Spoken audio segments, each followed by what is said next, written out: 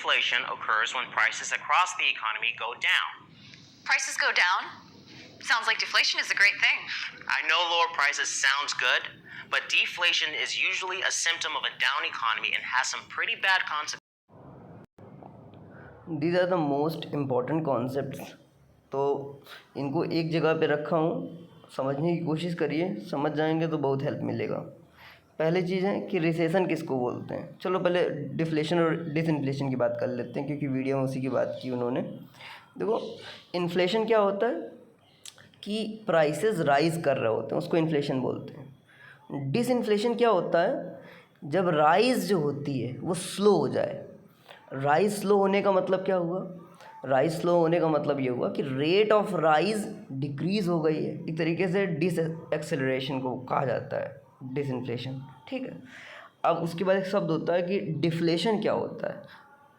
तो inflation price rise, disinflation rate of price rise is reduced. अब हम बात करेंगे डिफ्लेशन की, तो डिफ्लेशन का मतलब होता है जनरल जो प्राइसेस होते हैं ना वो रिड्यूस हो जाएं। अगर जो दूध था महंगाई के पहले, जैसे अभी 65 रुपये में है, तो महंगाई के पहले में वो करीब 55 रुपये का था। सोचो उसका प्राइस जो उसका रिड्यूस होकर 30 रुपये हो जाए, समझ रहे हैं।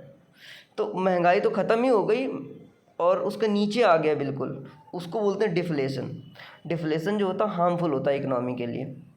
हम लोग देख लेंगे इसको ज़रा कैसे कवर किया हुआ कि deflation decrease in price level, bad for borrowers, value of money increases, consumers benefit from deflation. फिर ऐसे करके तो एक बार इसको ज़रा देख लो, होपफुली 1 मिनट के अंदर आप इसको समझ जाएंगे।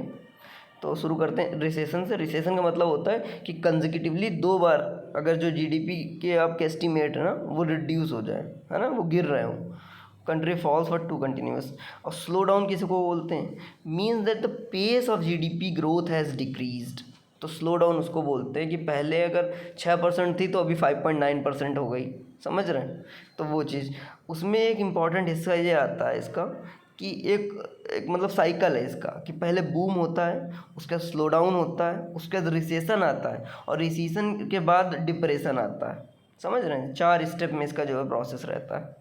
अगला देखो इसमें क्या है, डिफ्लेशन हम लोगों ने समझ लिया, reduction of general level of prices.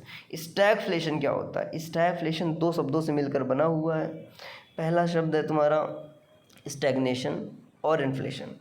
तो persistent high inflation combined with high unemployment and stagnant demand. तो स्टेगनेशन किस चीज़ की होती है, डिमांड की स्टेगनेशन होती है, हमेशा याद रखना। एक चीज़ मैं आपको और दिखाता हूँ,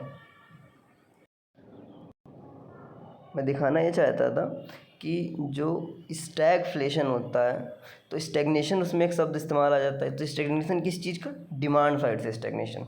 लेकिन स्लो डाउन जो होता है वो सप्लाई साइड से होता है, बस ये बताने की कोशिश कर रहा था। ठीक है, तो हम लोग एक बार देख लेंगे ज़रा इसमें क्या क्या चीज़ें कवर की गई हैं।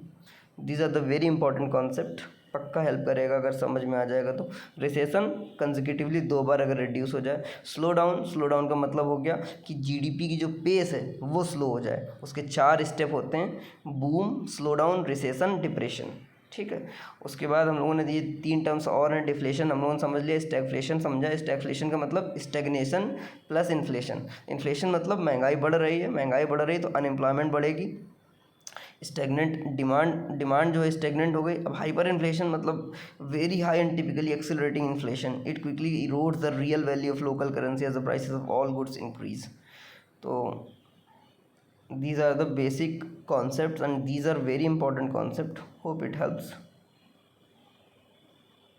डिफरेंस बिटवीन डिप्रेशन और रिसेशन। और डिप्रेशन और रिसेशन में क्या अंतर होता है, recession denotes lowering of GDP growth rate.